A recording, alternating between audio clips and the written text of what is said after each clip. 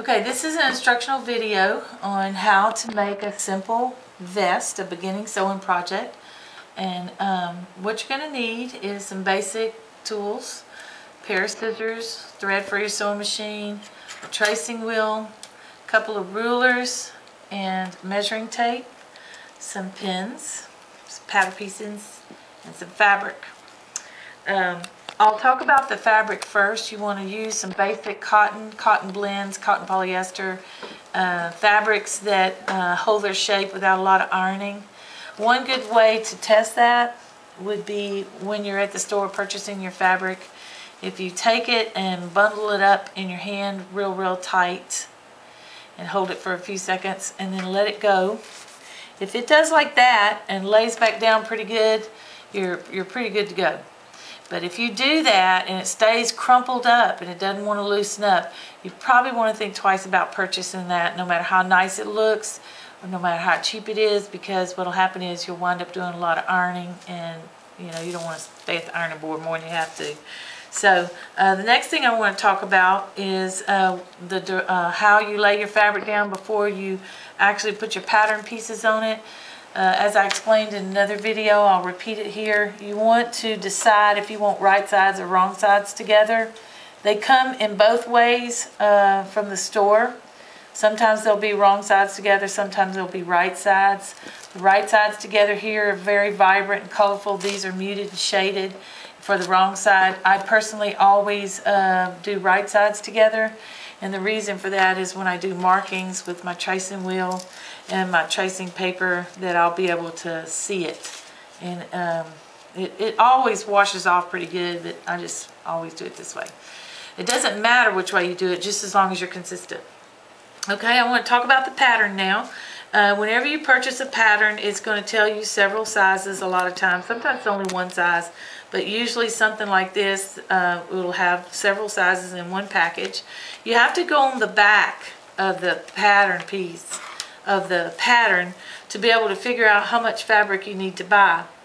And when you go to choose your size, you need to look at the measurements that are listed on the pattern. It's going to have body measurements. If you don't know your body measurements, you need to get a tape measure and do that. And they're going to want to know your bust, your waist, your hips on this particular pattern, which is a vest. And whenever you find out what size, then you need, while you're shopping for your fabric, to ask at the store, is this 45 inches wide or is this 60 inches wide? And that matters because, for instance, if you're a medium and it's 45-inch wide, you only need 2 1/8 yard. But if it's 60-inch wide, you only need 1 1/4 yard. So you'll need less fabric or more fabric depending on the width.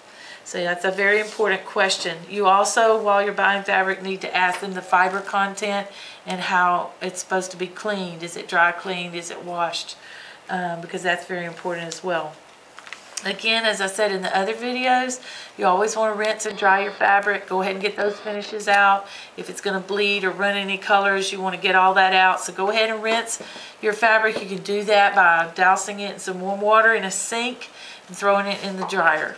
And then you get all, if it's going to shrink or size is going to change or anything. Another thing that you can do, especially on cottons and cotton blends, is make sure that your fabric is on grain. If you go by what the person cut, it might not be on grain. A lot of fabric is put on bolts and it's skewed a little, and so you have to put your fabric on grain. There's a couple of ways you can do that. One way, let me go ahead and move this, is you snip the ends of your, this is called your selvage. You snip the ends of your selvage, which is a bound edge, and you're going to pull a thread through, one thread, pull it all the way across the fabric, and when that comes out, then you're going to cut it and make it. Now this one I didn't do that way. Another way you can do it is hold your fabric up and move it until it's the same and it's not wrinkled. Okay, so you want to put your fabric on grain before you lay your pattern pieces on. And then, of course, before you buy your actual fabric, make sure of the width, and then make sure that you are buying the amount needed by the particular width that you have. Okay, now on the inside is actually going to be the instructions and the pattern pieces that you're going to use. And it's going to look like this. First it'll have layout views, and this particular one has two views, a shorter vest and a longer vest. And then it's going to tell you the numbered of the pattern pieces. Now the one that we have showing you right here is the short one, but the pattern piece that I've got over here on the fabric is the longer one. Okay, it's piece number 3. Okay, so and then you're going to look over and you're going to see vest A, and you're going to see vest B, and it's actually going to have a pattern for you to know how to lay it out on the fabric. Okay, and you're going to take careful attention to what it talks about: salvage and fold. You see one piece is down on the fold and one piece is over on the salvage. And this is your folded edge. It's got a fold there. And the other side that we talked about just a second ago, that's a salvage edge. It's two bound edges over on that side. So you want to be sure, and the layout is usually utilizing the most fabric, and that's why they have it laid out the way that they do. Okay, now this one is the center front. So I'm going to move this over. Well, actually, I think I'll just leave it the way it is because we're not going to cut out or anything. And once you get it positioned, again, you want to remember about your on grain. There'll be a line of which way the fabric should go on grain. And on grain is this way. Parallel with your selvage. That's the easiest way to remember it.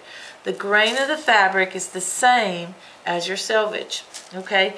And once you lay the pattern piece down, you want to go from the line to the edge of your fabric and in 2 spots. And you want to go make sure they're the same. You see this one's down a little bit, so I'm going to push it over.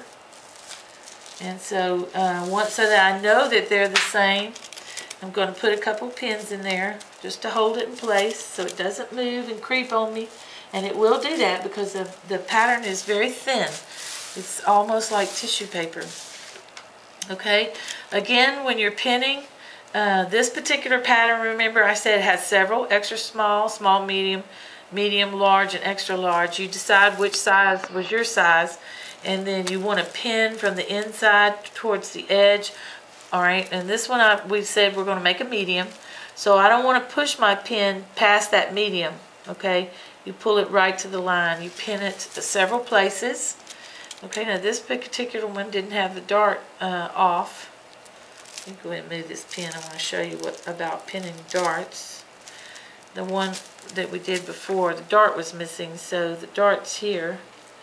When you're pinning darts, you want to pin right through the dart and go past it, because you are actually going to cut around that in a dart shape.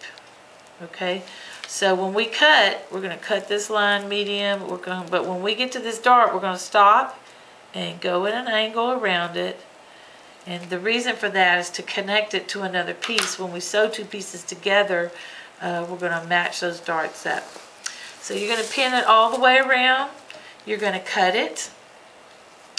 Years ago, pattern pieces used to have a stitching line, a little dotted stitching line, but nobody hardly has that anymore because they put so many sizes in one pattern. They don't put the stitching lines anymore. Most patterns are sewn at 5/8 of an inch. So this is your cutting line, this straight line. Your stitching line you will determine when you put it in your machine and sew 5/8 from that edge that you have cut. Okay, you're going to follow the instructions, go all the way around, and when you get through, you'll have a vest.